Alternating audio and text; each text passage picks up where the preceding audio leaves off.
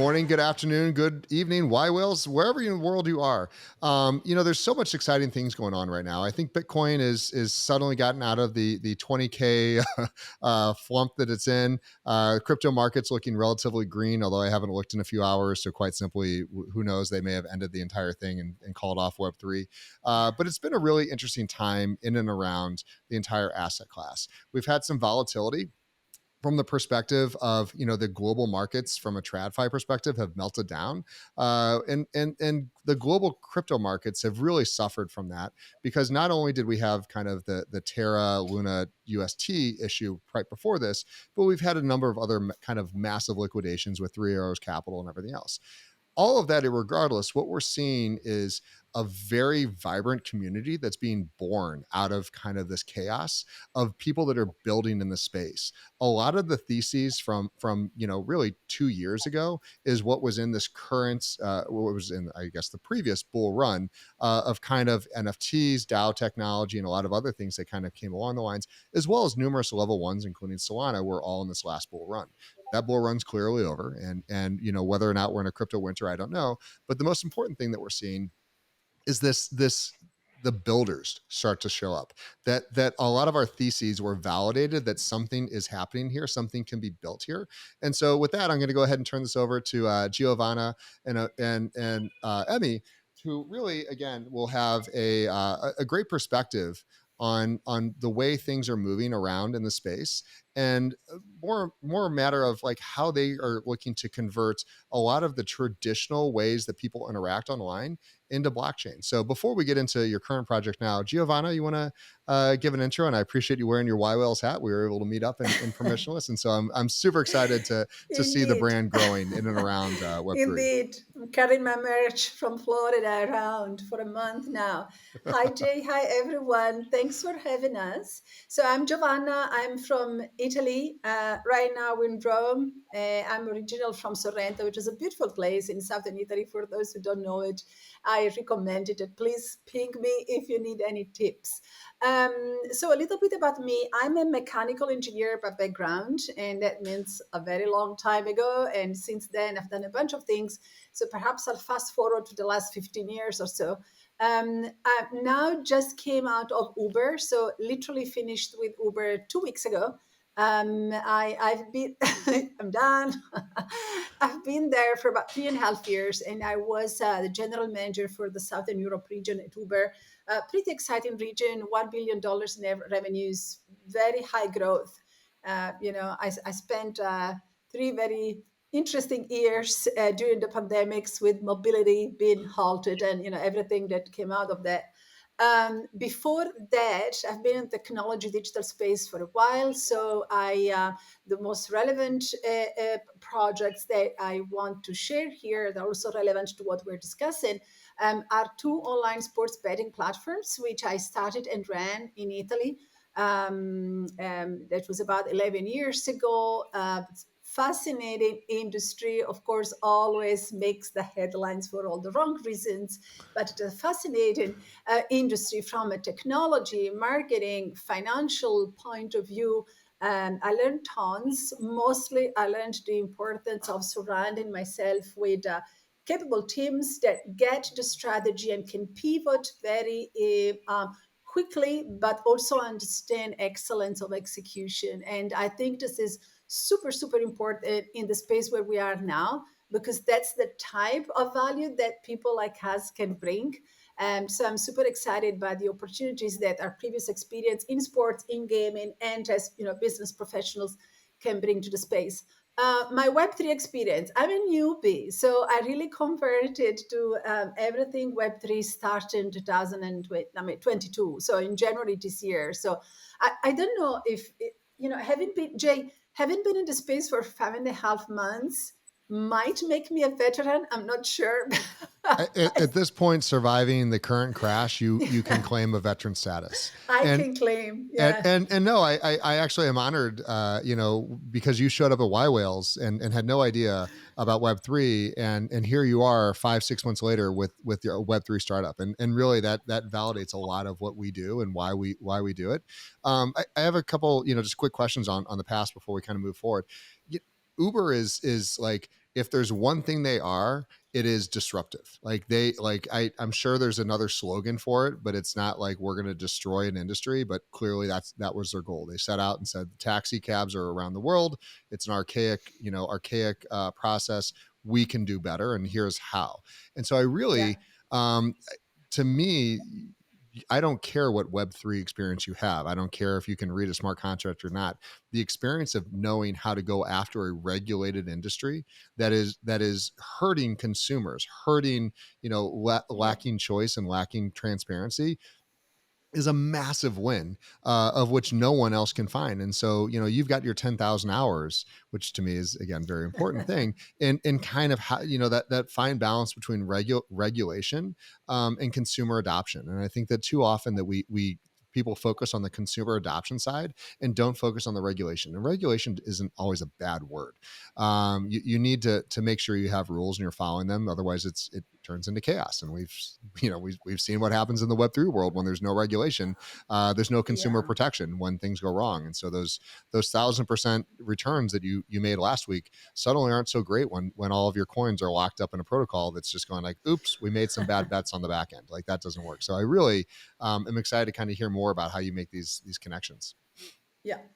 Absolutely, that's spot on. And in addition to the Uber experience and how they're disrupted or are disrupting an industry, in addition to that, what we did before with Amy and a few other former colleagues that are also with us in this project in the sports betting industry, also is kind of goes along the same lines because the also in that case the industry is made particularly challenging and interesting also by the regulations or some cases by the lack of them. What is interesting I find about the regulations is that that people don't naturally think about it, and I would have not thought about that before getting into gambling.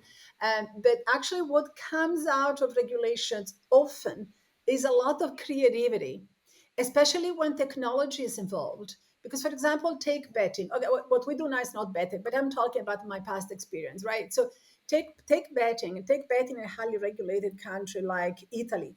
The type of safeguards and rules and limitations that the regulations impose you force you to be very lean, very efficient, and very creative with your technology, because you need to make sure that your technology stack keeps agile, because regulations keep coming all the time and they change the rules of the game.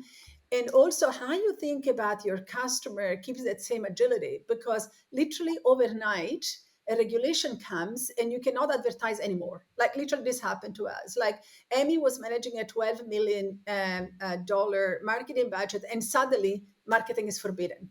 What do you do now to make sure that you acquire customers in an economical, sustainable way, and how you go around that and bring your ingenuity and your guerrilla and this and that to the table. So it's like, because of the regulations, counterintuitively, because of the regulation, it was a constant reinvention on our side, and that is true in places like Uber, very much so. Like we literally on a country or city level, we found ourselves having to reinvent operationally how we were managing the business because the new rules were coming into place. Giovanna, I want to say that you just gave a string of sentences there which are so foreign to this asset class of actually innovating client acquisition. How are you actually serving your clients versus just making, doing these things. And so I'm excited really to continue on and hear, quite a bit more, because that's a thought process that you don't have to know how to read or write a smart contract. You don't even need to understand it. These are core fundamentals of which, people can go to school for a decade and never have the experience Yeah. that you got there. So I'm really excited. Emmy, sir, how you doing? Where did you Yeah. come from? How did you get on this crazy journey? Well, similar journey to Giovanna. Actually, I'm relatively new because I I can't joined. hear much. Can you? Mhm. Yeah, because I joined in during this bull run during the winter. So when all of my close friends started talking about, oh guys, this is crazy, this is going super strong, it's fantastic. So I joined, and then that's when suddenly things started going the other direction. As So this is your fault, is what you're that's the saying. plot twist. So, but when I started looking more into Web3, what I really loved was the speed at which you can learn, test, learn, fail, improve, test new things. And this is on one side, and the other side, coming from the marketing background, I really, and I get to that point, I really love the ability to talk to, you can talk directly to your customer, basically. What, let's say, in Web 2 used to be customers, now are community, it's members. Regardless of the name, you can talk directly to them, and that's really a value added, totally. In terms of just a couple of words about what I did before, I joined actually one of the first startup that Giovanna mentioned in gambling, and I joined as in the customer service area. So I was talking directly to customers, and from that on, I grew up and I got more responsibilities in the marketing area. So that's where I built my expertise. And after 7 years in gambling, I moved to in the travel industry, and I was general manager for an hospitality company, online hospitality company. I was general manager for Italy. And then again, similar to Giovanna, I left to go all in with Web3. And every now and then, now I don't have enough time, but previously, if you see on top of my shoulder, that's a little cart because I used to do some adventures and off the beaten path trip. And this is a self-made cart that I used to cross a Bolivian desert, but that was prior to COVID. So that's another way to get entertained and exercise your ability to cope with unforeseen events and find creative solutions. Yeah, there's certainly quite a bit of stress in and around the this industry. So any please let us know kind of the best ways to manage that from our perspective as well. And I'll say that again, joining the bull run is the way lots of people got access to this asset class. I mean, clearly it's not as exciting when it's going down unless you're have a good entry point there. So don't in any way ever think you're there's no right or wrong time to enter it, because once you can kind of peel back the curtain and you see what's capable, and we're so far away from mainstream adoption. I think a lot of people like to think that we're months away, and I've heard someone say, oh, by the end of this year it's going to be mainstream. We haven't even seen a wallet technology that exists that's worth talking about. Coinbase just fired, I think, the entire team that built their wallet out because it turns out it was garbage. So we've got a long way to build and a lot of things to kind of make happen. But that's going to require innovators like you showing up to the space that actually know how to build companies, because building a DApp is very different than building a company. And so I'd love for you, Giovanna, if you want to put up your screen share and let's give us kind of that elevator pitch on what you guys are building and why you're building it. And then I'd love to kind of, walk through that with you guys. Absolutely. Can you see my screen? Absolutely. Perfect. Okay. Okay, great. So let me try and do this as concisely as possible. So the project is Sports Club. It's decentralized DAO sports games on Solana, and I will explain in a second what that means. So we, Amy and I and others come from a background of sports and sports gaming, and we're doing this because we identified a clear opportunity in our view in Web3. Our ambition is to become the home of all sports lovers in Web3. And the reason behind that is that actually sports, and this has been validated as we speak because more and more things are happening, sports has a natural intrinsic ability to actually create engagement and connection between people. And so regardless of whether the projects that are out there are about art or cuisine or whatever they're about, there will be some people, a good percentage of people that are drawn to sports and are happy to talk and connect with like-minded people. And what our vision is to add excitement, create engagement between all those Web3 sports lovers through our games, and actually provide DAOs with the ability to create their own games.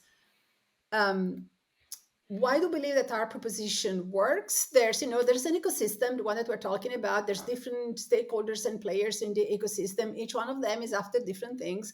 So we've looked at that from our lens of sports and gaming, and we have come up with a proposition. So I will not go through each one of those, but let's say that, the most obvious one, starting with DAOs, the communities that are primary customer. They are, especially right now, in a moment where some of the hype has faded away, with the crypto winter, especially now, they are after retaining community engagement or increasing community engagement. Many of these communities have their own token, and they are looking for ways to add utility to that token. So those are the two primary needs that we are addressing. From the point of view of players, they want to play, they want to have fun, they want to earn if possible, and they want to feel like they're part of a great community.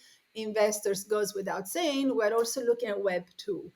Because of our experience and personal network and all of that, we have very strong connections with back to Web 2 sports communities, and we do know what they're after. So when you look at communities themselves, of course, there's the thrill and the adrenaline of linked to sports games, but there's also a good percentage that want to be seen as pioneers of Web3 that don't really know how to get there. There's yeah.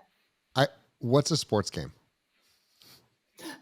Sure. So here in this, of course, in this definition, it's anything that is gamifying sports, right? So it includes betting. Okay. In my umbrella, it includes betting. What we are doing is not exactly betting, but anything that takes in real life sports and adds a gamification element to it, because it just amplifies the thrill that you have, when you follow Gotcha. sports. So Yeah. so this is live sports, soccer, football, baseball, all the sports, and doesn't matter which one it is. You're quite simply adding a layer on into which people can engage with others around the world using Web 2 or Web 3 technologies to interact, to talk, or potentially to make bets around. That's it. That's Okay. exactly. It takes me a second, but I think I got it now. Well, my sports games does not even exist. It's just like my way of explaining. And and within sports too, there's communities, players, but there's also, and very powerful, sports influencers, whether it's Mhm. athletes, former athletes, commentators. There's quite a lot of powerful influencers out there that have communities. They're looking for more ways to monetize some of those communities, and again, be seen as pioneers. So we want to find ways of kind of building that bridge, and there's lots of people out there that are bringing are building technologies to facilitate that. We believe that we have the knowledge and the concept of the product to help out. So given all of these, what we are building as a proposition is a B2B2C DAO tooling, if you want to look at the macro category, even though we're focused on sports. And why we're considering our product DAO tooling is because we're actually providing DAOs with a platform as well as services. And I will come back to the concept of services because it's actually very relevant. And for them to run games that are linked to sport events. Not only, we're also starting predictions on the price of Solana and the floor price of the gods and stuff like this, to achieve those objectives. We have a free-to-play mode and we have a token mode as well. Very cool. Yeah. So thank you. So in essence, what is it that we have? So the core product is sports prediction games. They are very easy to use, very intuitive, easy interface. They are linked to in real life multiple sports, as we said a moment ago. The platform is being designed and managed by us. We are sports betting experts and used by DAOs, as I said a moment ago. Now, in terms of the tangible elements of the project, we have a two-tier NFT collection. So it kind of reflects the B2B2C element, right? So we have a B2B collection, a B2C collection. The B2B collection, it's called the League Master NFTs, is for DAOs. It's a very limited supply. We started selling it this week. And when I say limited supply, I mean 25.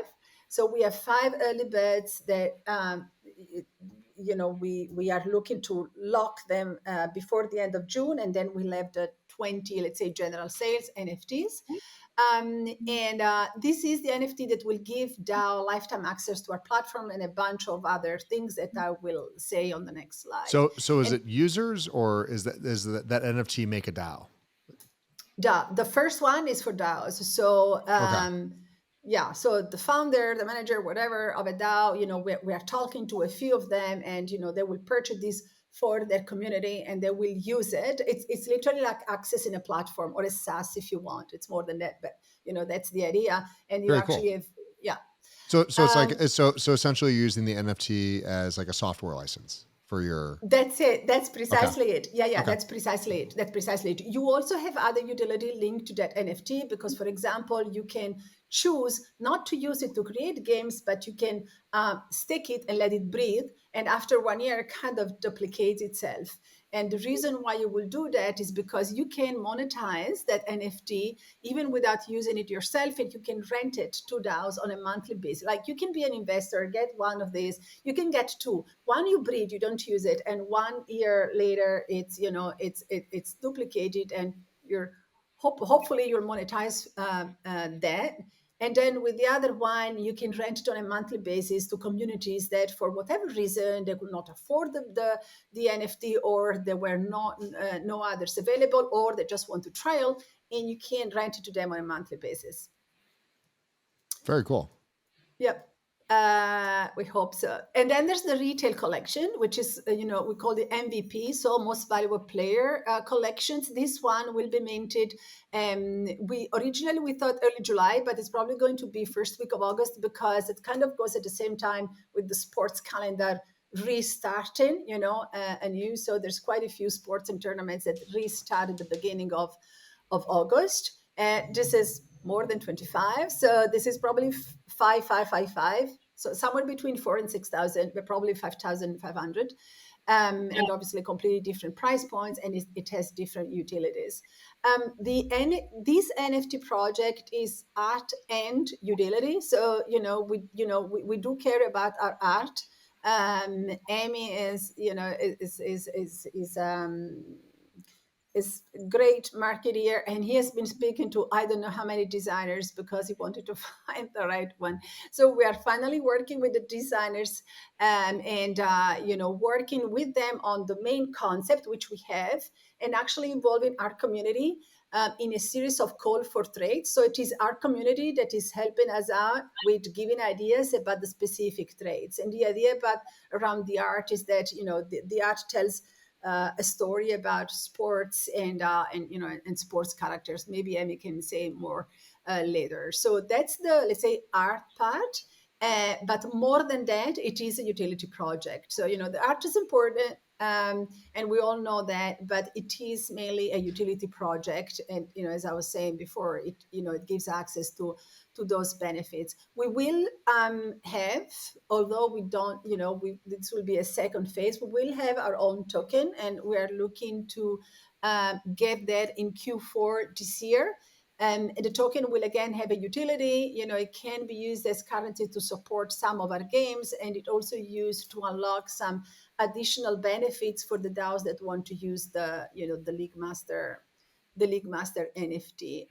If I manage to go to, No, yeah. no, I love that. So just real quick while we have you on there, so there's a lot you guys have very much planned this out. There's a lot of strategic planning you've clearly done on this. Where is this model currently existing today in any other sense? Is there kind of a precursor of what you guys are modeling this off of? Yes, there is actually one that we know quite well. So there's it's within the Solana ecosystem. It's called Community. So what they did, this is quite interesting. So Community actually has a SaaS. So they have a marketing software, Mhm. And they had a marketing software in Web 2, and they were already using it successfully with some companies like Sandbox, for example. And and that's where I suppose they got the inspiration to transition or extend to Web 3. And they have a software. They actually gamify marketing activities for DAOs, and they did exactly this. So they developed this two-tier approach. They have a B2B NFT that is called Labs. Right now, I think there are two available on Magic Eden for 4,000 Solana, so quite valuable. And you would acquire one of those NFTs and have utilities that are similar to what I just described to you Okay. for the sports club, except in their case, it gives you access to their marketing backend. Very cool. Yeah. And they Perfect. also have a B2C collection, which has different utility. Yeah. Awesome. Awesome. No, thank you for that. Mhm. Um, so then one thing that I think it's worth mentioning is, for us, the team is a key differentiator within the space. I will not spend time on this one because we're talking to yWhales, and of course this is business as usual for you, but within the space and looking at the wealth of NFT projects that are out there, actually having proper business experience and knowing where you come from and knowing how to talk to customers does add a lot of value. And so we are proud of building that type of differentiation to the space. um, I'll jump here. This is to describe about our existing so we have an alpha version, functional version of our product. And what we did was we tested this product first with our own community, and then we ran a tournament in Solana. We brought together 16 different DAOs, and we had them compete in a tournament. This was the last week of May. And what we were after is to actually check the engagement metrics, because in our head, this is a great product for the space, but of course you want to test that, and engagement is the most important thing. So what we have so far, we've been running this for just over 2 months. We have a small Discord. It's not a hype Discord. There's no botting, no nothing. So within a small Discord for now, which is about 4,000 people, we had to date 50,000 predictions. So people actually like to play. We had 4,000 unique players, and more than half of those are repeat players, which means that they play the games at least twice. So those are very encouraging metrics. And out of all the different games that we run, I wanted to show, it's very few seconds, this one, which is, as I was saying, this super league we called, between DAOs, 16 top DAOs in Solana. We ran games every day for 6 days. We ran two different leaderboards for different prizes. One was for individual players, and one was for DAOs. So as a player, you could choose which DAO you are supporting, and your points will accrue for that DAO. So this is like a little video from the final date, right? Like, I'm a player, I get onto a very simple web app interface. I get here and I'm asked to log in with my Discord. So I do that. User authentication is super important to avoid fraud. So, I get through the Discord, and I start playing. And starting playing means, first of all, I select which DAO I'm supporting. And then I have 6 different sports events that I am, whose outcome I'm predicting. And one of that, here you go, one of that was the last one would always be about the crypto space. So I'm placing all of my predictions. I submit them. I can choose whether to come back to these and change them. And then I can check where I am on the leaderboard. So as you can see here, there's a DAO leaderboard. You know how different DAOs were doing, as well as an individual one. So very simple. There's but this created a huge amount of hype. The DAOs went crazy. They started all their memes on Twitter. They were competing against each other quite fiercely, but with a laugh. It was like, really very welcome, positive atmosphere in a week that was quite gloomy for what was happening outside of the game. So that was very encouraging for us. That's great. And yeah, um, so I'm sorry, I'm trying to get my mouse in the right place. There we go. And right. So say that just, this is just a very quick overlook of the things that we're doing. Now, where we're going next, as I said before, we really have that ambition and we think that we have what it takes, to be like a really powerful sports platform in Web3. At the moment, we are adding some key features to our product. So the two things that the devs are working on is to integrate the token into the prediction. So as I said before, that one of the benefits of our product is that actually DAOs can use their own tokens to power the games. This is a feature that for now it's manual, and so we are integrating and developing that. And we're also starting skinning some of these tournaments for other DAOs that are interested in the product. And then one other aspect there is real-time results and settlement. As you know very well, the oracles that settles the sports event is super important. Until now, the size and the scale of what we did allowed us to do that not in real time and more manually, and we are now looking into integrating some certified and typical sports feeds that you would also use in betting. So that's for the product, but beyond this really is the short term. Like beyond that, where we are trying to get to is, first of all, we're doing this in Solana for a bunch of reasons, but we do believe that there's a good opportunity in ETH as well. So we're really keeping our radar on that one. Let's see what happens with the merge and all of that. We yes. I love hearing that developers and startups are leery of ETH at this point because it's the less secure, less known platform compared to like Solana just going to reboot. I'm sure you've dealt with a number of the Yeah. reboots and whatnot. Yeah. And at this point, it's become kind of normal, say. It's interesting to hear like there's a lot of concern over that merge.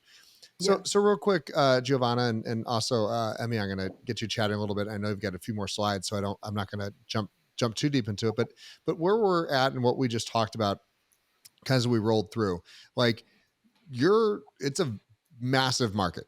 Needless to say, I mean, the idea that people just want to have a very binary winning versus losing, it doesn't really matter what the event is, like, and right now DAOs I think are a perfect example of an early client to use because clearly they understand Web3. They know how to manage the tokens, they know how to manage the Web3 login and startup. How from a Web 2.5 perspective, how do you feel that the onboarding will be for like normal people? Do you think that this is still going to be kind of a crypto thing for a while, or do you think that you'll start seeing some mainstream adoption before the end of the year? Yeah. Well, I'm an optimistic, so Mhm. I'm an optimistic by nature, and I think that in these circumstances you got to be very realistic, and especially when it comes to security, and not take stupid gambles with your teams and your money and all of that. So absolutely, you have to be vigilant, but at the same time, I like to be an optimistic. I think that optimism actually creates ingenuity. So I'll go for your second option there, which is that we'll start seeing some adoption by the end of the year. Okay. And now, when it comes, one of the reasons why I say that is, but you said at the beginning of the podcast, this is the time for builders, right? And we heard that a lot as at Permissionless, where we both were. As well. The way to come out of what we're going through right now is to develop innovative technology and to actually foster that broader adoption that everybody is talking about. So this is not necessarily the time for brand projects as much as it was maybe a few months ago. And so building and improving the technology and improving the security and making people feel safe, so that crypto is not this horrible thing that is going to crash and ruin us all. Everything that goes around building security and safety and usability, I think it's absolutely needed in the space to overcome the current times. And and like the best minds in the space, of course, are working on that, which makes me optimistic. That's fabulous. Emmy, I know that Yeah. Giovanna can't hear you, but please jump in, and then Giovanna, I'll let you know when Yeah, he's done if, speaking. if I may add a couple of points on this, I personally see two reasons. So two, let's say, obstacles in the way for Web 2 to move to Web 3 at higher pace. One is more emotional obstacles like trust, especially trust issues, and that's given partly by the high volatile of this space, and also by the fact that there's not toxic people. You hear a lot of scams, and so security systems are not so developed. So that's one thing that require more work, let's say, or it's a bit more complex to tackle, but it should be tackled by the whole industry. And another thing I see on the way are functional obstacles. Um, the biggest of those is the how easy and intuitive it is to access those community and to access those technologies. So right now, if we take just getting around Discord, creating wallets, buying an NFT, things like these are very not easy to understand, even if you are quite used to buying things on the web, online. So I see that as primary point where technology, to Giovanna's point, can become an enabler. Just to tell you our experience with that, when we started gambling in Italy, the online penetration was just 12%. So most of the people were playing at shops.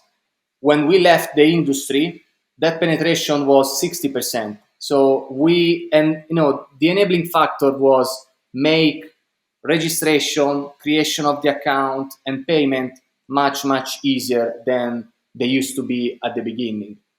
So we can see a similar journey, and I expect levers will be the same. So functional, accessibility, and more trust, increased trust in the You say journey, and I think you guys, as seasoned entrepreneurs, clearly understand how big of a journey this is about to be. I mean, clearly you guys are, this is a very large market, and the technology, as early as it is, this is really cool to see, again, the initial concept of what could be kind of those early stage, betting platforms, or I don't even at this point really assume you put you guys in with gambling, because it's still very binary. I'm sure that the goal is to lead to there, and I saw a roadmap in your deck that I'm sure you'll get to. But the idea around, you guys are trying to just solve there's two people with conflicting interests that do have similar interests that they need to collaborate and chat, is a very kind of interesting way to bring the world together. And I think that this is very cool. So please, Giovanna, if you want to continue with, if you have any more slides you'd like to show. Sure, absolutely. Thank you. I don't know if you want to spend very much time on this. This is just this is the business angle. So this is to say, actually, we're people are hopefully going to make some money out of out of this. So maybe I will not go through all of the details, but in a nutshell, whether you hold a League Master NFT B2B as a DAO or just as an investor, or you hold a retail one, or you are the sports club, you are going to make some money out of this, in a number of different ways. So if you don't have questions on this, Jay, I will just keep and move to the next I, one. I think my only question would be is at this point, you guys have lived through the volatility of the boom and bust cycles. Yes, yes. Do you still feel confident pricing things in a native currencies such as Solana versus US dollars per se, because I talked to a number of projects that are like this, and quite simply as a point of feedback, you know, they sold their projects, at $3,000 ETH.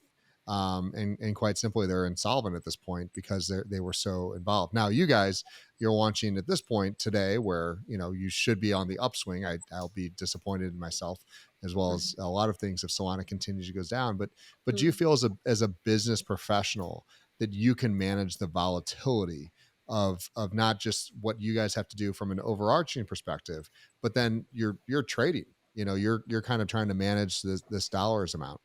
Yeah. Yeah, no, you're spot on, and the answer is that no, we can't manage totally that level of volatility, because this model is we brushed on it, but this model has a strong operational component to it.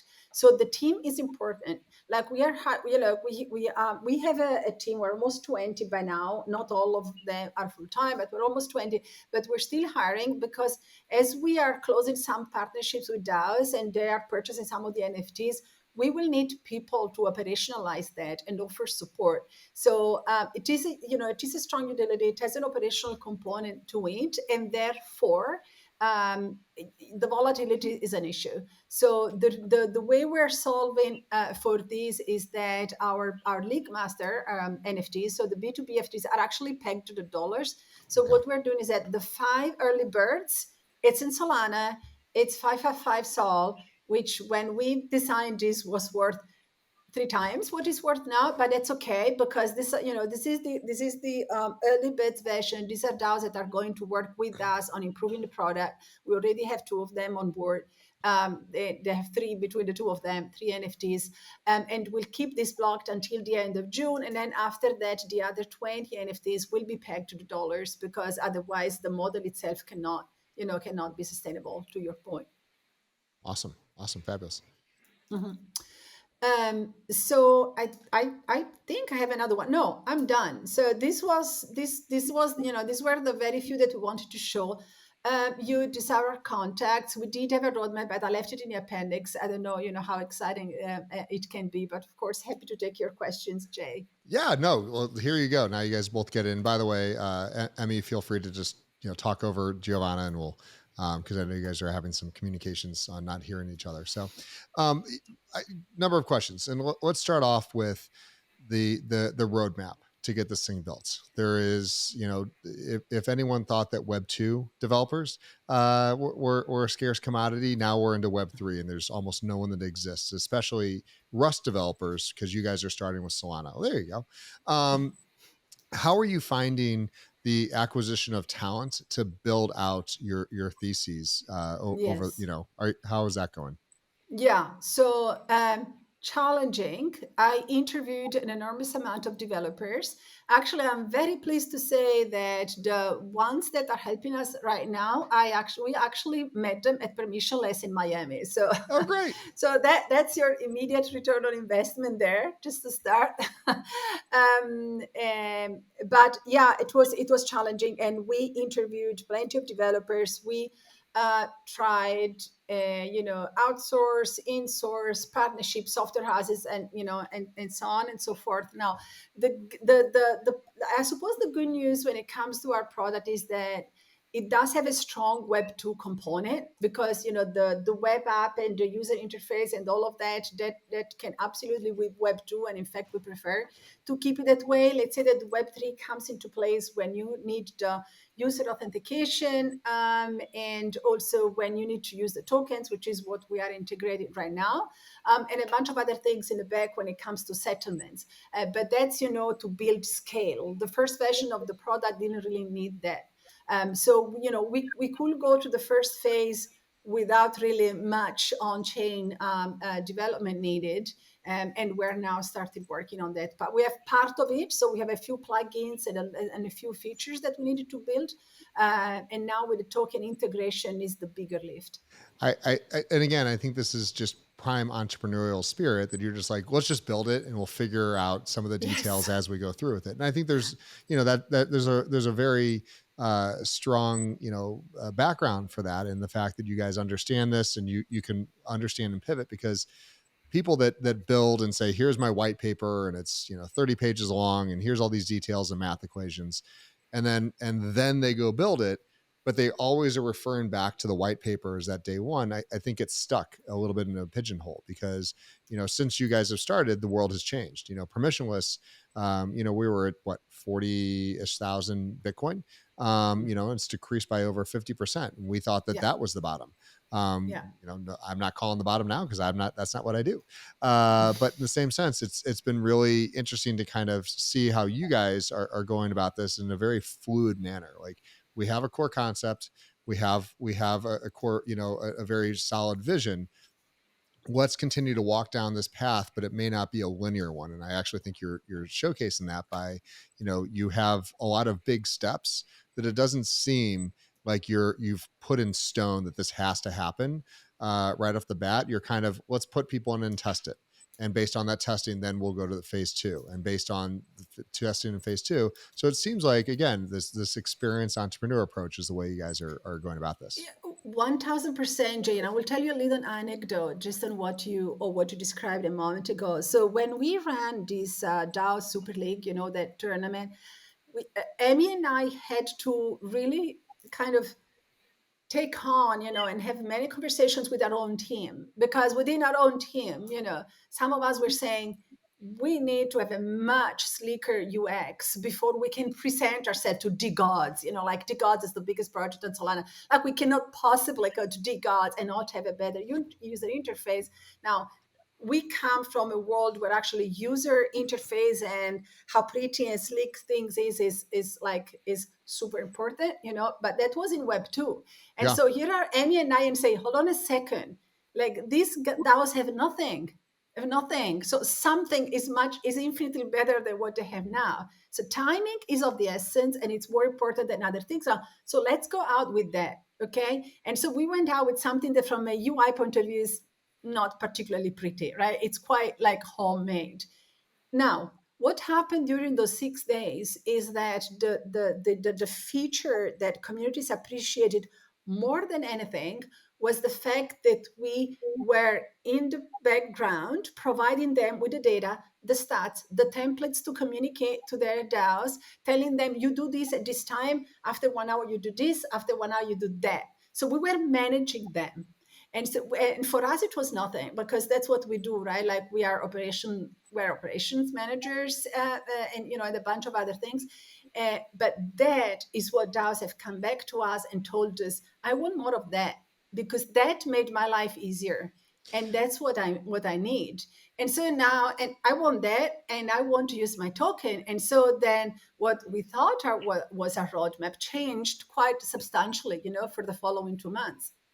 Yeah, and I like the fact that, again, we get invited to do all these different participate in a number of things like this, and they always try to say, well, you're going to use our token, and I say, I'm not going to use your token. I have no interest in your token, and I think that's cute and it's great, and you can give me your token, but we have our own, and we that's kind of our governance model. And so I really kind of appreciate that you're wanting to be inclusive of kind of each DAO and not step on their toes. Speaking of DAOs, and I think there's two kind of questions I have. Number one, you say you're speaking to DAOs. How is it that do they all, are you finding that they kind of have a public relations side? I mean, because it's thousands, hundreds of thousands of people that are in a relatively chaotic model, or are you finding them to be relatively centralized with, like, here's our operations team and then there's members, or is it members and there's just some random people that are reaching out? Because I've had it go both ways.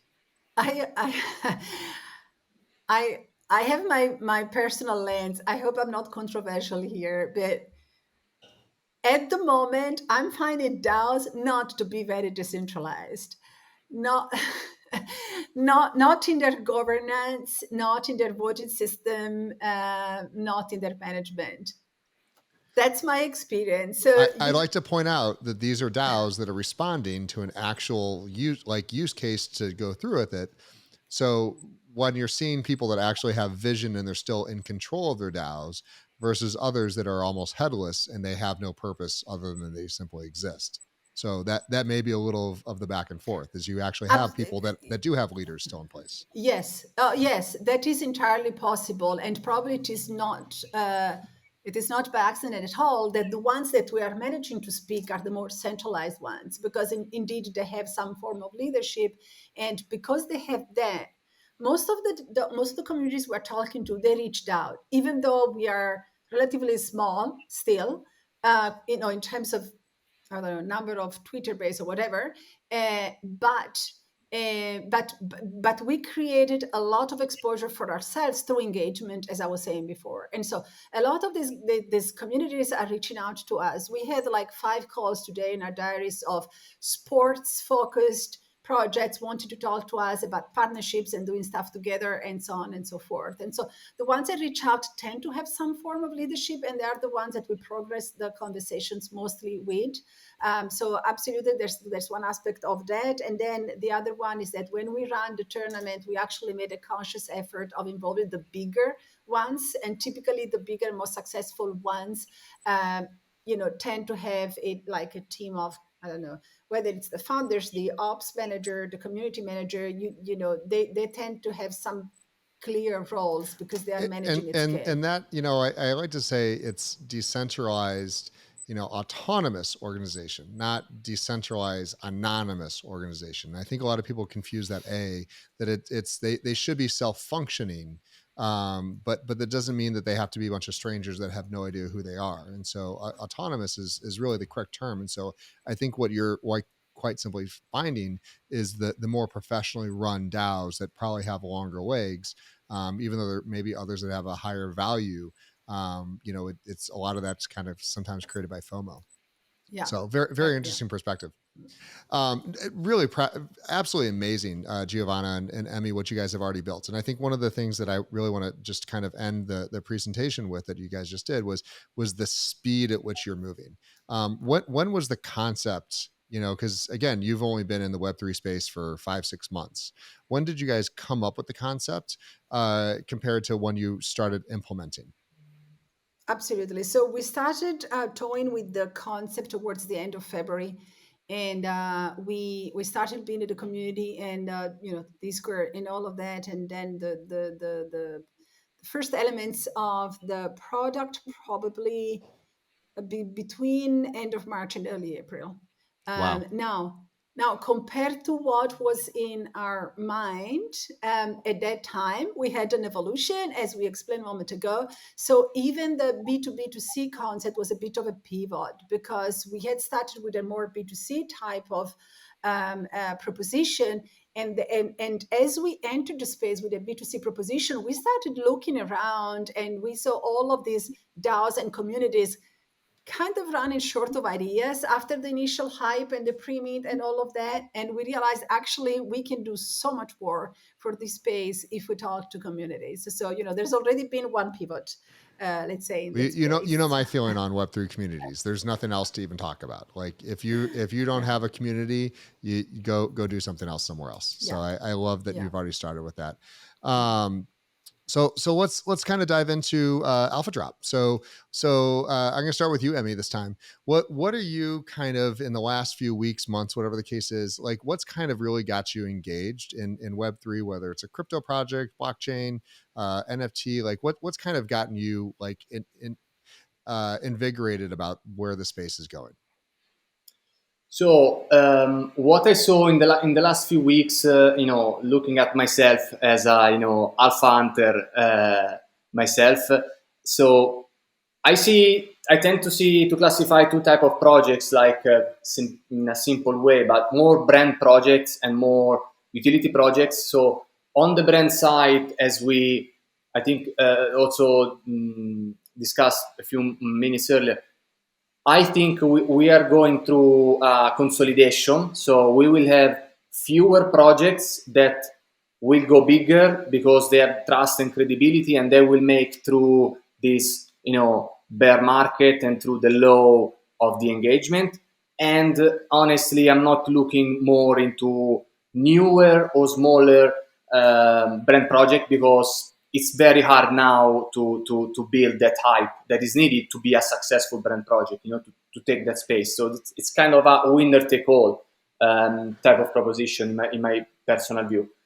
On the utility side, I see more things going on in that space. I think that's where we should expect most of the evolution. And myself, I try to look more into projects that have the capabilities to not to stick to one initial idea, but more to pivot, to adapt, to change, because they will change. So that's a fact. And in that respect, I have one project. It's called Community 3. We discussed that earlier on, which I think they have a strong utility, and also they minted in May. I'm a strong holders of them, so. Nothing wrong with shilling your bags around here, man. It's totally fine. So no, I love that. And kind of how engaged are you, with that type of community?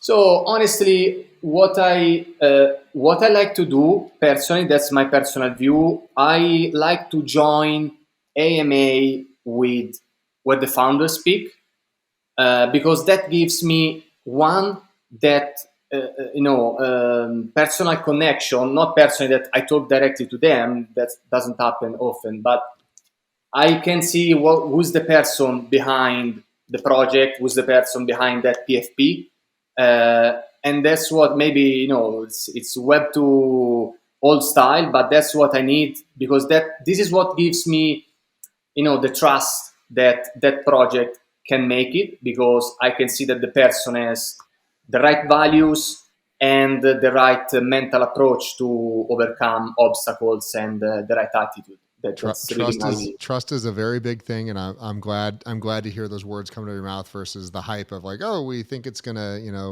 like the Shibu crowd, like they have no idea what they're doing, but they do very well with it, and there's a lot of memes to it. So love it, Emmy. That's very cool. Giovanna, what's got you crazy excited and engaged outside of your own project today? Yeah, so I have no idea what Emmy said, so I hope not to repeat the same things.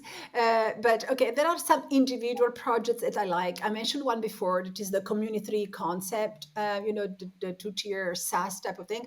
Aside from that, I think that what is really getting me excited right now, and again, I'm talking about the Solana space, is this notion that a lot of DAOs are building products for other DAOs. And so really this concept of collaboration, you can start seeing taking a proper shape. So there's a bunch of examples. I'll just tell you one. There's an NFT project called The Fellowship, and basically they provide a minting platform. So if you hold one of their NFT, they actually can mint your collection for you. So we try them out, and basically it's for free. If you're an NFT holder, then you just get access to it. And so we wanted to try them out. We tried them out with our smaller collection, the 25 one, before going, big with 5,000 art and all of that. And we work with them, and yeah, it actually works. And so here you go, you are saving yourself a blockchain developer in 5 days of work.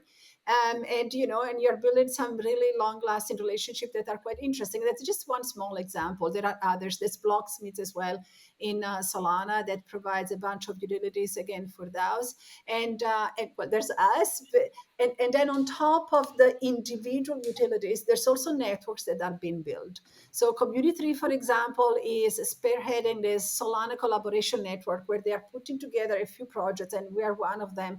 A few projects that they believe will collaboratively add some, value. And the way they are picking them is basically based on the value of the teams that are behind the project. So that's their criteria. Yep. Separately, we are working on our concept of sports network, sports ecosystem. So we are trying to take the lead on that one, because you say sports, but there's so many things that you can do around sports. Like we can bring the gamification. Another project brings the in real life Zoom calls with the athletes and influencers that are a complement to that gamification, and so on and so forth. And that is happening a lot in Solana, and that I find actually quite exciting, also because I know that it will work only between teams that are serious about it. There's no way this can take shape if all you want to do is, to do a culture project, but the hype before the meet and then disappear. So I love it. I love it. Thank you guys. I mean, really so much. And there's a lot here in this. And again, I think that for anyone that just kind of listened to this podcast and really wanted to know, about Giovanna and Emmy here, is they're new to the space, but they're not new to business. And so what you have here is a couple business professionals with really solid ethics and really solid kind of, business use cases and roadmaps, as well as strategic planning, that have entered and said, it doesn't have to be crazy different.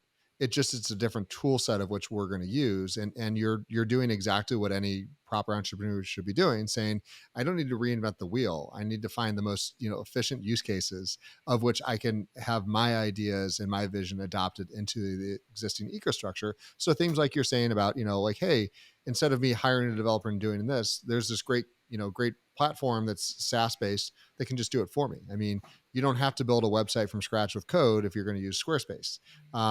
They both solve similar purposes. One gets you up and running a lot quicker than the other. And so I think that these are really just that was really good. So I appreciate that. Thank you. Thank you so much, Jay, for having us. Perfect. I love it. Thank you, so Jay. No problem. yWhales, that's the Sports Club with Giovanna and Emmy, and you'll find more of them. Where would you like for everyone to come find you guys? Oh, Rome is a good place to come find us. That's fine. What website? Where's the best place to push everyone? No, I'll tell you. No, I was trying to take my time because I wanted to project the contacts. But anyway, we'll put it up on the screen for you. Yeah. You can find us on our website. So it's thesportsclub.io, or you can find us on Twitter. The Sports Club IO is the handle. And once you go on Twitter, you can then have the links to our Discord, to our light paper, and know more about us, about the project, about the team, and so on and so forth. Love it. Love it. Thank you, guys. Thank you, yWhales, and we'll catch you next time. Be good. Thank you. Thank you. Bye.